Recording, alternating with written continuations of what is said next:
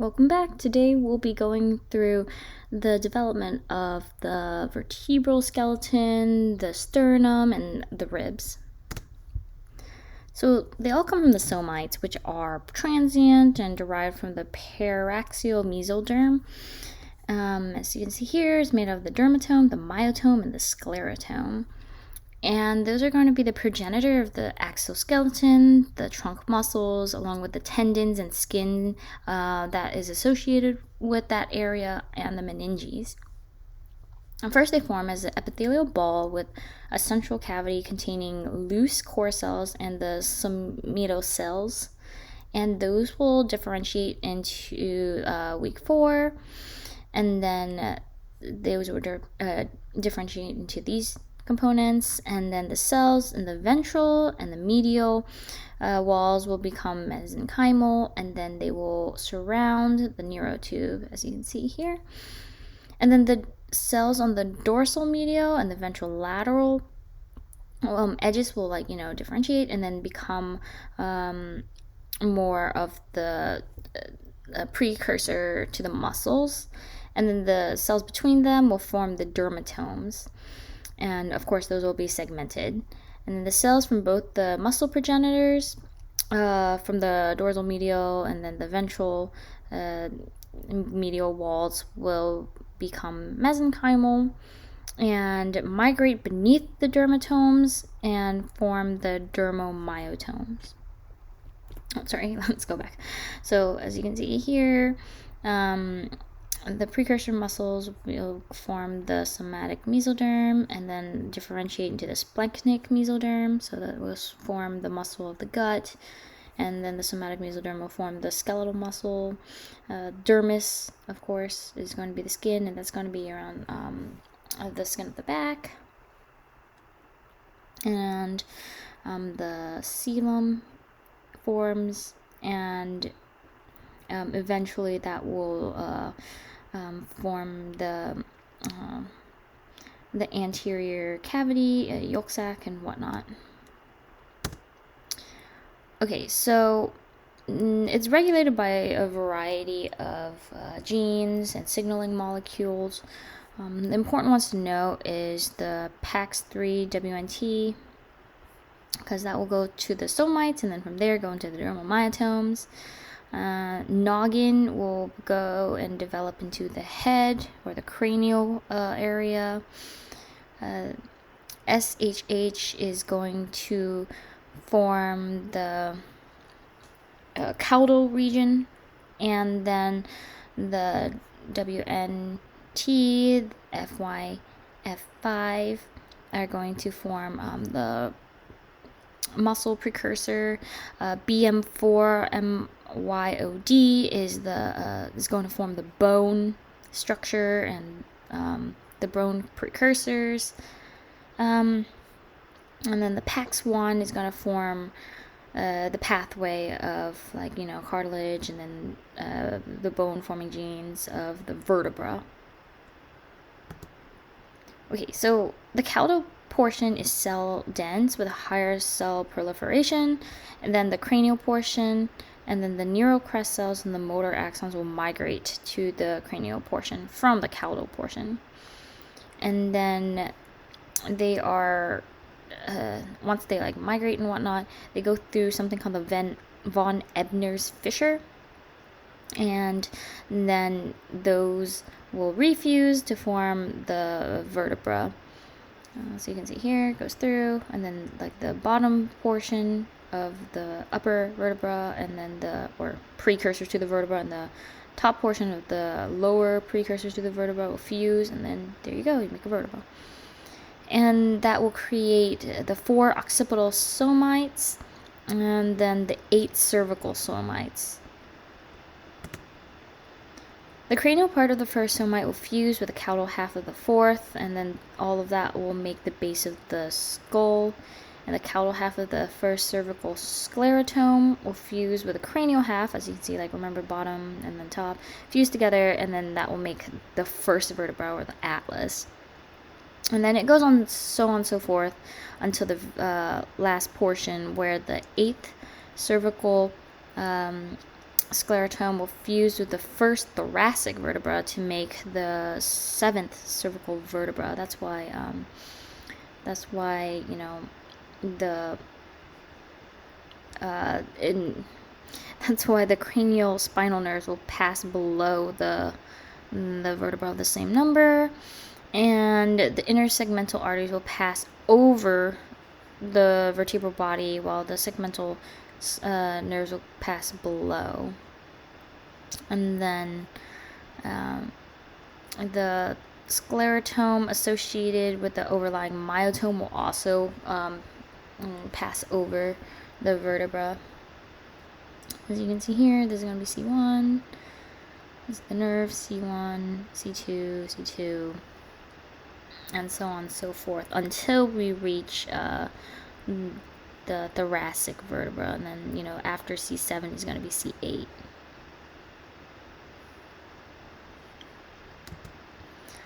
So the densely packed cells from the caudal region will move cranially, and those will form the intervertebral disc.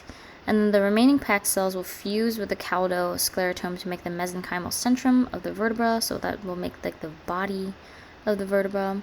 The centrum will develop from the 2 adjacent sclerotomes, and then they become the intersegmental structure, and those will eventually form the nucleus pulposus, the annulus fibrosus, and then the neural arch. As you can see here, like eventually these will fuse and make the, like right here and right here, fuse to make the transverse process. Here and here fuse to make the spine. Epimeres will eventually make a muscle, and here's the vertebral body, and right in here in the central is the going to be the spinal cord. Or right here is the spinal cord. This is the neural cord that will eventually, or the nodal cord, which will eventually disappear. I'm sorry, that's not even correct. This is the precursor to the nucleus pulposus, which is actually the nodal cord, so I was right in that respect. Sorry if that didn't make it any clearer. Okay, so week 6 is when the chondrification centers will fuse at the end of the embryonic period to make the cartilaginous centrum. Okay, just to repeat, this is the nodal cord, and that will eventually form the nucleus pulposus. The centers will fuse with each other and form the centrum, and then the costal processes will form in the thoracic vertebra. The spinous and the transverse processes develop, and then the chondrification spreads until the entire vertebral body is going to be, you know, chondrified.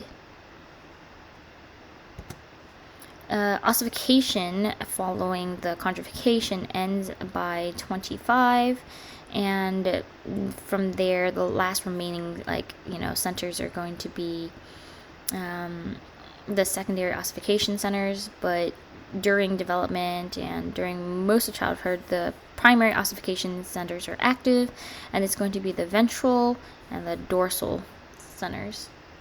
So by week 8, the 3 centers are going to be present. The bony stage is when the vertebral arches fuse, and that occurs during ages 3 to 5, and it begins in the lumbar region and then goes upward into the cervical region. The neurocentral joints will fuse, and those will disappear when the ventral arches fuse during the ages, like, 3 to 6. And then the 5 secondary ossification centers appear, and like I said, it continues into adulthood until like age 25. So here are the secondary ossification centers. Is going to be the spinous and the transverse processes, along with the annular epiphysis up top and on the bottom. Chordoma is a somewhat harmful condition where the nodal cord persists, and it's slow growing, but the nodal cord can like herniate out and cause, in mild cases, pain, and in severe cases, some CNS symptoms. A third of them occur at the base of the cranium and extend into the head, into the nasopharynx. Here, this is more in like the coccygeal area, but as you can see here, look how big it is. And for a normal person, it shouldn't be seen at all. And it has, like, ingressed into the pelvic cavity itself. Hemivertebra is just the failure of one contrafixation to center to appear. So half of the vertebra doesn't even appear. One side will be fully developed, the other will not. And to compensate, it's going to fuse, or the other side gets larger to try to balance the body. And it's the primary cause of scoliosis. Kibble-Fell syndrome is characterized by the brevicollis, where the neck is abnormally shortened. It's really characterized by that short neck and the restricted neck movements, along with abnormalities of the brainstem and cerebellum. So of course they're going to have some form of fine motor deficiency and balance problems. And deafness also occurs. Cleft palate is associated with it. Some are born with torticollis. There's going to be some respiratory issues from malformation of the pharynx, and then the webbed fingers. There's going to be abnormally small cranial nerve roots because the neck has been shortened. There is the Fales triad, which is used for diagnosis. So that would be the shortened neck, the restricted neck movement, and the problems with balance or respiratory. And then this really occurs more in females. There's two different types: autosomal dominant, which would be C2 to C3 fusion, along with the autosomal recessive form, which is going to be a C5 to C6 fusion. I'm sorry, the last part of the triad wasn't correct. It should be hearing loss. So it should be hearing loss, a short neck, and restricted neck movements. Alagille syndrome is caused by a kind of a problem in the notch pathway, especially in this ligand, the jagged 1 ligand. And it's characterized by butterfly vertebra. So the vertebra doesn't always form correctly, and it splits, as you can see here. The more severe problems are going to be the paucity of the bile duct, which will lead to the biliary atresia. So this patient will not be able to digest lipids. They're not going to be able to secrete the bile salts. It's really characterized by the Fallot's tetralogy, where the first is going to be the overriding aorta. So it's like the aortic valve is not working very well, and the aorta will protrude or is abnormally large. There's going to be pulmonic stenosis. There's not a lot of blood going to the lungs. And there's going to be a ventricular septal defect, so it might not even be dividing the heart. Blood might go from they might mix in the atria, which is very problematic. And then the right ventricular hypertrophy. This side will be thickened and enlarged, and that will cause problems with the ability for the heart to be squeezed. And then the kidneys and the central nervous system is going to be affected.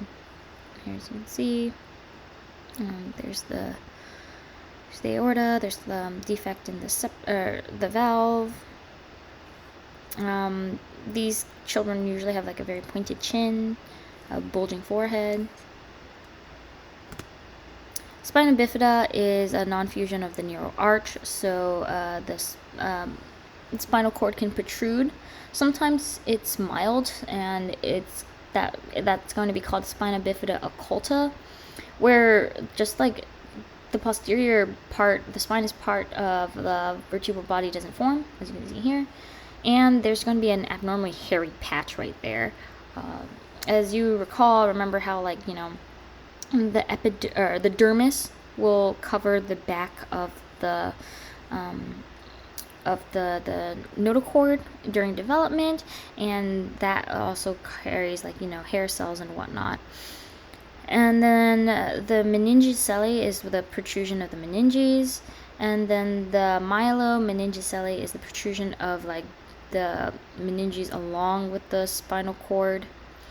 And these are going to be a lot more problematic and somewhat correctable with surgery. These are all preventable by folic acid. And this ultrasound here is very obvious, but like there is a big non-fusion right here, and this is a herniation of this is probably a herniation of the myelomeningocelli just because how large it is. Okay, so ribs form, and first they form from the costal processes, and that forms the vertebral arch of the spine, and then from there the neck of the rib is going to be formed by the foramina transversaria, so the transverse foramen from the spinal arch. And here you go, here's the head, the tuberculum, they kind of fuse together to make the arch, or the neck.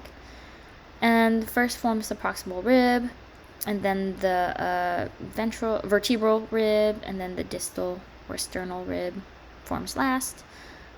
The lumbar region, the costal parts, the costal processes are going to be a part of the transverse process, so those like will actually be fused together.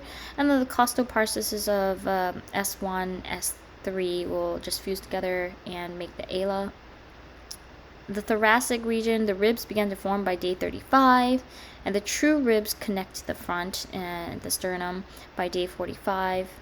And then the primary ossification is going to lie in the angle of the rib in the 6th week, and then it moves on to the distal rib after the 6th week. And then in adolescence, the secondary ossification will develop in the tuberculum and in the head. So accessory ribs, we have a couple.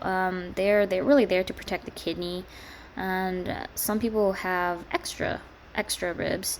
The cervical rib can be attached to the manubrium of the sternum, or they can kind of like stick out like these little nubs right here. And there's going to be some lumbar ribs here. This was a unilateral lumbar rib. It's only on this side. And generally those are harmless. Sometimes the cervical ribs can be more problematic because they might press onto the brachial plexus, remember when we were studying the neck, and cause problems there. The fused ribs are generally in the posterior area of the rib, and it's really associated with the hemivertebra. So as the spine like curves, the ribs will fuse in order to kind of like stabilize the axial skeleton. The sternal bars are going to be a pair of longitudinal mesenchymal condensation in the ventrolateral body wall, and those will fuse together as the body, continues to form and the sides meet by week 7, and they ossify from the 5th month of development until birth. As you can hear, day 43, this is when they form, or this is where they appear.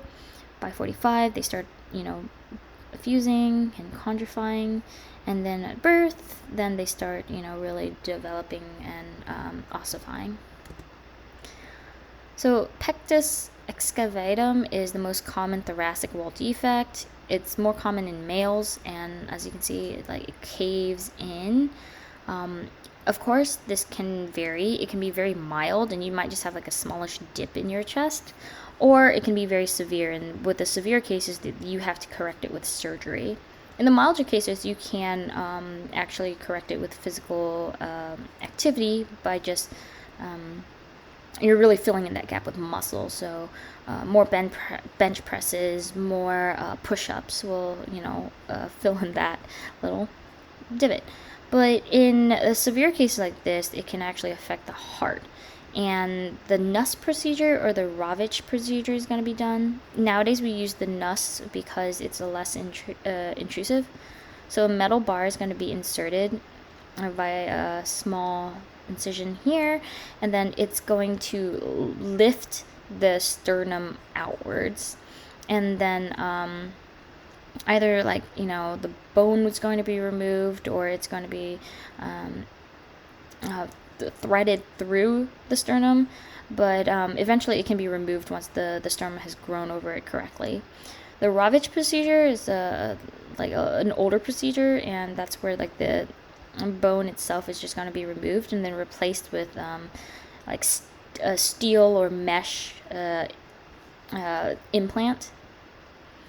And then pectus carinatum is also known as pigeon breast. As you can see here, it's going to be like protrusion, and it's really caused by an overgrowth of the costal cartilages, or an abnormally early fusion, and it can be corrected using bracing, especially when you're young, or the Rovich procedure.